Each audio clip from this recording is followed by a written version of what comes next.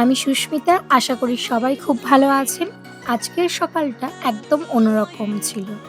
ভোরে ঘুম থেকে উঠে প্রতিদিনের মতো ঘরের সব কাজ সেরে স্নান করে রেডি হয়ে গিয়েছিলাম।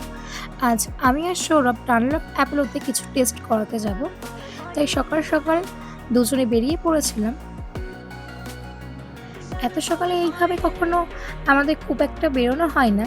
তাই একদিকে যেমন ভালো লাগছিল, অন্যদিকে মনটা একটু ভয়ও করছিল। ছোটবেলা থেকে ইনজেকশনের নাম শুনলেই আমার ভীষণ ভয় হয়। তবুও মনে মনে ভাবছিলাম সবকিছু যেন ঠিকভাবেই হয়ে যায়।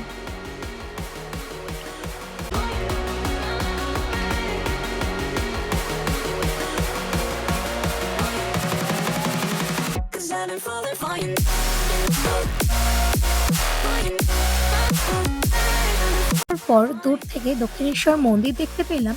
মন্দিরটা চোখে পড়তেই মনটা যেন হালকা হয়ে গেল। মনে মনে প্রণাম করলাম আর ভাবলাম একদিন সময় করে অবশ্যই এখানে পুজো দিতে আসবো। আমাদের বাড়ি থেকে প্রায় 1 ঘন্টা রাস্তা। দেখতে দেখতে আমরা পৌঁছে গেলাম আমাদের গন্তব্যে।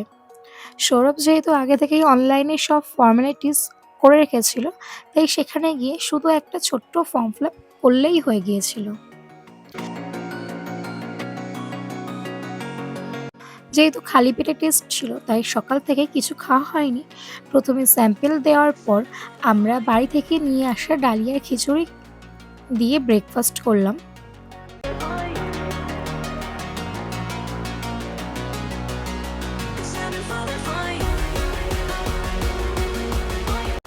অবশেষে প্রায় 1টা নাগাদ সব টেস্ট শেষ হলো।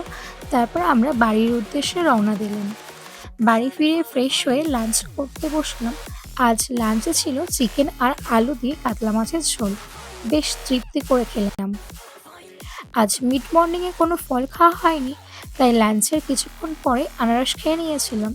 তারপর সৈকেলের দিকে একটু বেরিয়েছিলাম কিছু কেনাকাটা করতে। আর দেখলাম সামনেই তো স্বাধীনতা দিবস, তাই জন্য চারিদিকে তেরঙা পতাকা, ব্যাজ আর নানা সাজসজ্জার জিনিসে দোকানগুলো ভরে গেছে।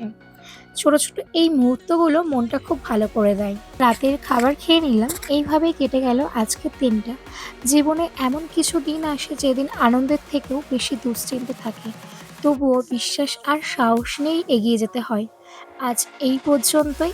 সবাই খুব ভালো থাকবেন, সুস্থ থাকবেন এবং নিজের ও পরিবারের যত্ন নেবেন।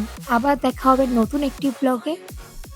আজকের ব্লগটা যদি আপনাদের ভালো লেগে থাকে তাহলে অবশ্যই লাইক, কমেন্ট এবং সাবস্ক্রাইব করবেন।